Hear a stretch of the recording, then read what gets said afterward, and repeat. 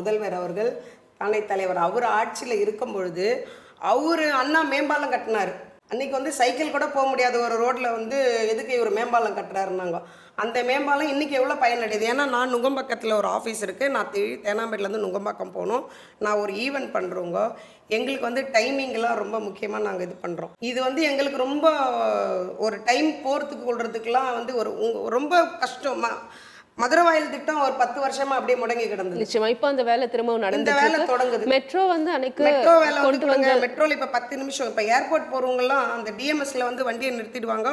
அங்க இருந்து ஃபிளைட்டுக்கு போயிட்டு நேரா ஏர்போர்ட் போயிடுறாங்க. அதற்கு முழு முதற் காரணம் வந்து திமுக அரசு தான். இன்னைக்கு வந்து மெட்ரோ ரயில எவ்வளவு பேர் பயன்படுத்திட்டு இருக்கோம். அப்ப அதே மாதிரி கத்திப்பாராவா இருக்கட்டும், இந்த இன்ஃப்ராஸ்ட்ரக்சர்.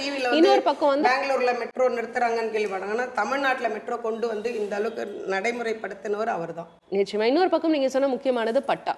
சாமானிய மக்களுக்கான பட்டான்றது தமிழ்நாடு அரசு கொடுத்துட்டு இருக்காங்க. அந்த ஏரியால உள்ள அவ்வளவு பேருக்கும் இலவசமாக தண்ணீர் எடுத்து கொடுத்தாரு, இலவசமாக ட்ரைனேஜ் பண்ணி கொடுத்தாங்க, இலவசமாக அவங்களுக்கு வந்து சேல்டிட்டி கொடுத்தாங்க. அவங்க உள்ளவங்களுக்கு அது கரெக்டாக அவங்க அதை பயன்படுத்திக்கிறாங்க. அவரால் மட்டும்தான் இது செய்ய முடிஞ்சுது.